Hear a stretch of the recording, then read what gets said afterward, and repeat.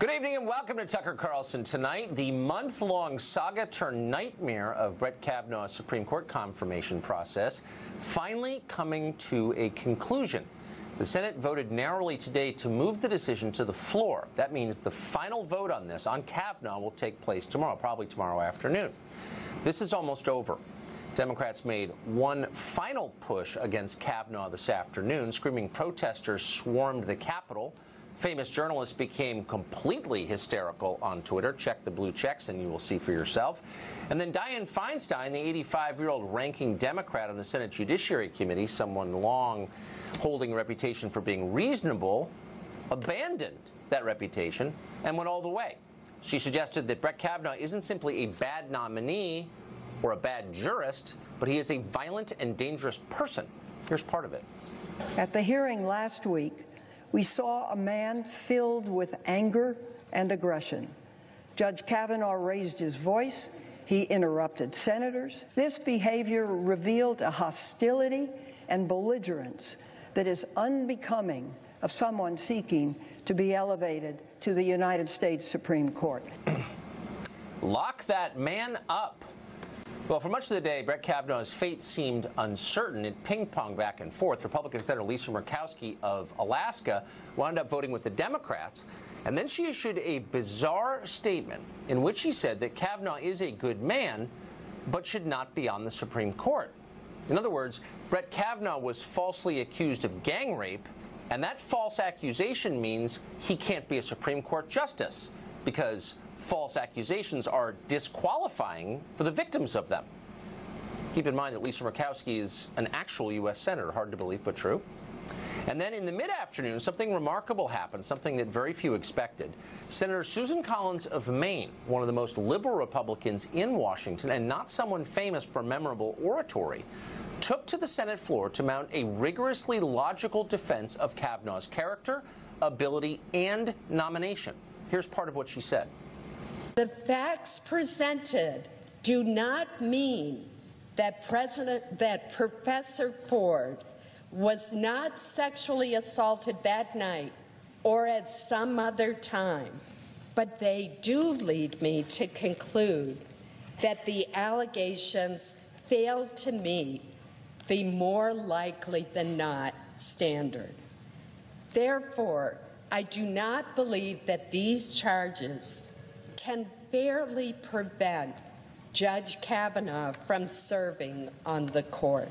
Mr. President, I will vote to confirm Judge Kavanaugh.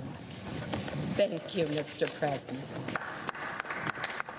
This was not an emotional speech, and for that reason it was very different from virtually anything we've heard for the past month. It was an argument rooted in reason, and it had a huge effect. The dam broke almost immediately after.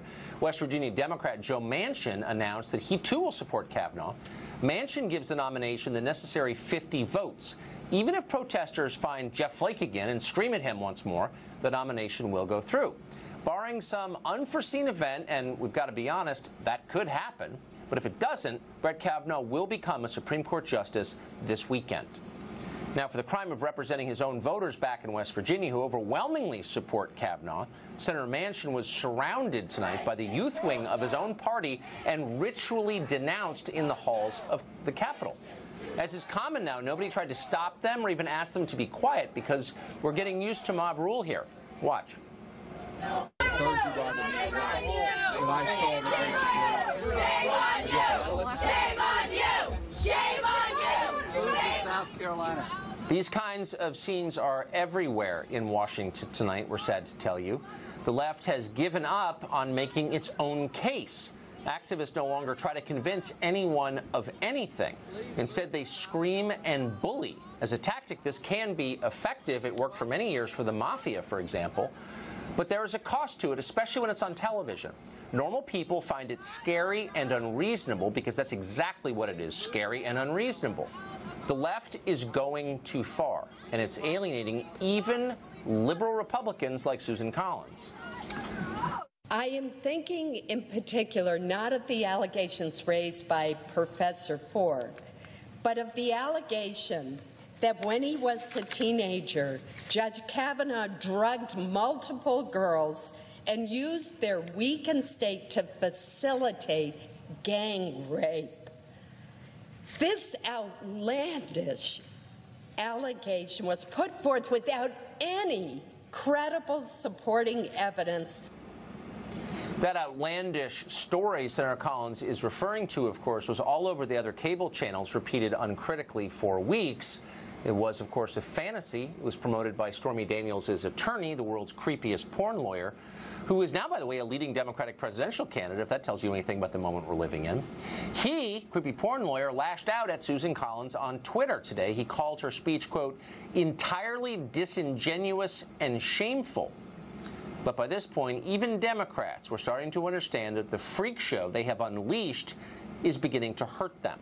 Ken Vogel at the New York Times even wondered aloud on Twitter if the creepy porn lawyer might be, quote, a double agent all along, working for the Republicans.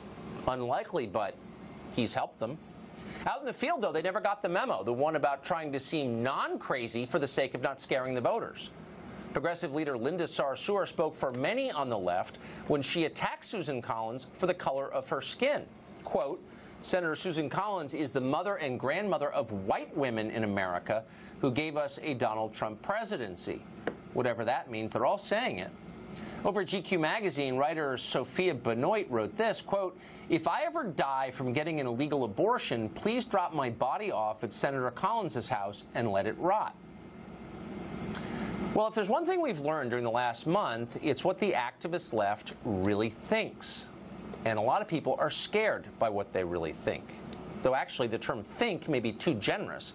A lot of what we're hearing isn't the product of thinking at all. It's the product of coordinated instructions handed down from on high and dutifully repeated by angry children. Liberals are party people. They do exactly what they are told. Watch this scene today from Capitol Hill, which really says it all. Let's go watch the vote. Let's go watch the vote. In offices that you wish to communicate with. In offices that wish to communicate with. I am going to go to Heidi Heitkamp's office. I'm going to go to Heidi Heitkamp's office. Why? She's on our side. Repeat after me. And like the little robots they are, they do.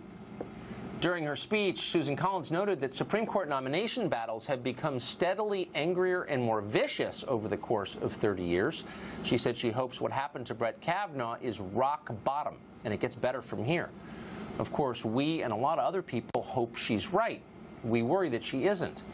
The effort to destroy Brett Kavanaugh's life failed, apparently, but only barely. Nobody important seems to regret what happened to him. Norms like the presumption of innocence and basic fairness, the ones this country is built on, remain intact, but they've been damaged. They may crumble if they are attacked again. Will they be? Well, that really depends on voters. If voters reward mob justice in November, the screaming robots you just saw on your screen, we're going to get more of it, because that's the way the system works. If voters reject it, the Democrats may rethink the strategy and get back to arguing on behalf of what they say they believe, which would be a massive improvement over sending out their youth wing to scream at people. For once, these midterms really matter. They will determine the course of the Democratic Party going forward. For more on tomorrow's final confirmation vote, we're joined by Fox Chief National Correspondent Ed Henry, who's been following every minute of it from beginning to end. Ed? Tucker, great to see you. What's that old saying? It's all over but the shouting. There's going to be a lot more noise coming. But despite an onslaught of allegations and attacks, Judge Brett Kavanaugh is finally on the verge of becoming Justice Brett Kavanaugh as soon as tomorrow afternoon. The day started with high drama as Senate Republican leader Mitch McConnell called a procedural vote where he needed 51 votes to keep this moving forward. It was not clear he had the votes, but he wanted to smoke this out, called the bluff of Democratic leader Chuck Schumer. He made a last-ditch attempt to get President Trump to send up a new nominee, Schumer promising he would give a conservative a fair shake, even though Schumer had said minutes after the Kavanaugh choice back in July, he'd oppose him with everything he had long before any sexual assault allegations. As the roll was called, Republican Lisa Murkowski voted no. Her GOP colleagues, as you noted, Susan Collins, Jeff Flake, they went yes, and so did one Democrat, Joe Manchin. He's facing a tough re-election in West Virginia. It was possible, though, that Collins and Manchin could switch tomorrow and vote no on final passage. But late today, they both seemed to seal this for Kavanaugh, saying they would vote yes on the nomination itself. Collins delivered a blistering message to the left about how they allegedly used Dr. Ford for their own purposes, while Manchin, he's already facing the wrath of the resistance. Watch. Watching her, Mr. President, I could not help but feel that some people who wanted to engineer the defeat of this nomination cared little, if at all, for her well-being.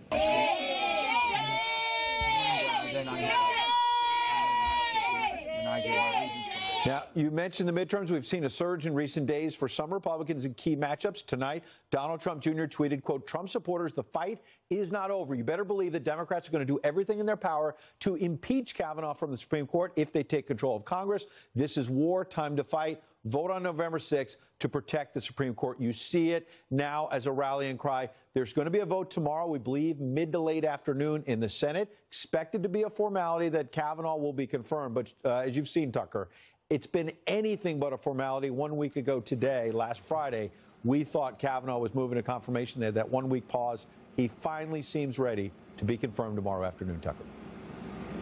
I think that note of caution is probably warranted. Very much. You've been with us from the beginning. Thanks a lot, Ed. I appreciate Good to see you, it. buddy. Speaking from the beginning, nobody has covered this story more vigorously or with more detail than Kim Strassel of the Wall Street Journal editorial board, and she joins us tonight. Kim, thanks a lot for coming on. You've added so much fact to this story, people who've been reading you every week.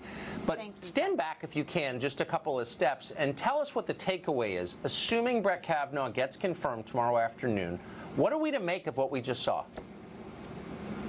Well, we saw desperation. Look, what no Democrat would talk about. We heard a lot about Roe.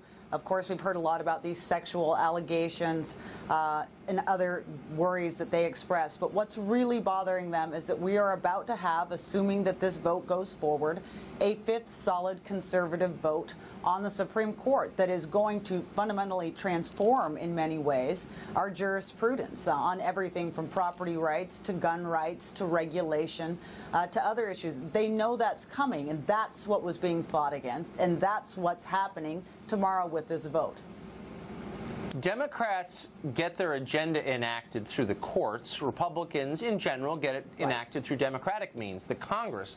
So when you change the composition of the court, you're really disempowering the Democratic Party in a profound way. Look, if you can't convince the public of your argument, and therefore you can't win the elections, you don't have Hillary Clinton in the White House, you don't have the ability to make all the regulations she would have if she'd been there, you can't convince voters of your climate change agenda for legislation, etc. The only way you can do it is to make it up or to get the courts to sign off on it. And so that has been the strategy of Democrats for a long time. Think about when was the last major piece of legislation other than Obamacare that they managed to get through, which has been an enormous, obviously very unpopular. That's such a good point. And they suffered for it electorally. Kim Strassel, thank you. Thank you again for everything you've done on this story. Just read all of it.